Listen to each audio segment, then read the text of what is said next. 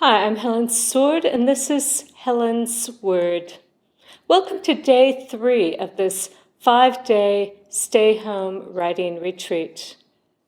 Today our focus is on the aesthetic aspects of your writing space, by which I mean both the aesthetics of your surroundings as you write, what we sometimes call beauty, and the aesthetics of the writing itself, which we commonly refer to as style.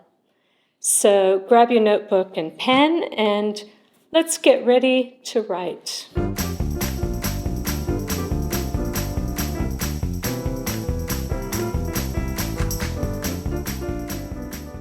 Now, I quite like using the word style and beauty to talk about writing and the writing process, all the more so because these words, along with similarly affirmational words such as pleasure and joy, are so often absent from our discussions of academic and professional writing, and yet they're such a crucial part of what makes us human.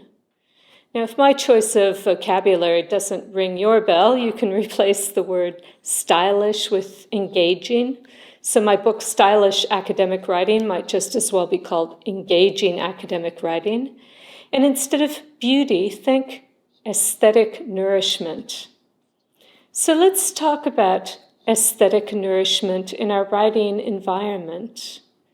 When we have a lot of control over that environment, such as a private office or our own study at home, we can set up our writing space however we please. We can fill it with objects that we love to look at, and if we're lucky, we can also move around from one nourishing environment to another, say from a beautiful book-lined university library to an art gallery or cafe.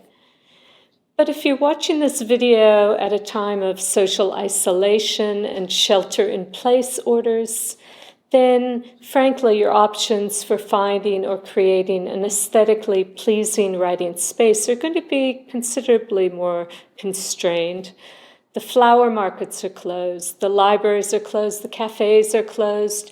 You can't just go out and buy a colorful bouquet to set on your desk or head out the door to write in a different venue every day. You've got to make do with whatever you've got at home. So take a moment to look around your writing space. What do you like about it? What don't you like? Bring each of your 5 senses into the exercise. Do you have something interesting or appealing to look at when you glance up from your computer or notebook? Do you have lots of natural light? And if not, how do you make up for that? What kind of soundscape works best for you and your writing? One of my favorite soundtracks at the moment when I'm stuck inside most of the day is on a YouTube video that plays a continuous loop of New Zealand bird song in the forest. I play it on my headphones when I'm writing, and when I close my eyes, I can practically feel and smell the green trees and the flowing water all around me. Once you've had time to visualize your ideal writing space and compare it to your actual space, I'd like you to open your notebook and review your writing goals for today, your time goal, how long you plan to spend writing, your content goal, what you plan to work on, your social goal, how will you bring at least one other person into your writing practice today, and your physical goal or goals. How will you position yourself while writing? How often will you take breaks? How and when will you incorporate some sustained physical exercise into your writing day? Then I'd like you to add an aesthetic goal. How are you going to bring some beauty, or if you prefer, aesthetic nourishment into your writing practice each day this week?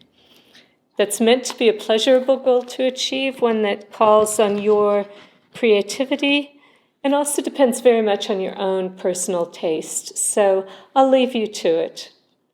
Thanks for showing up to write, and I'll see you later today.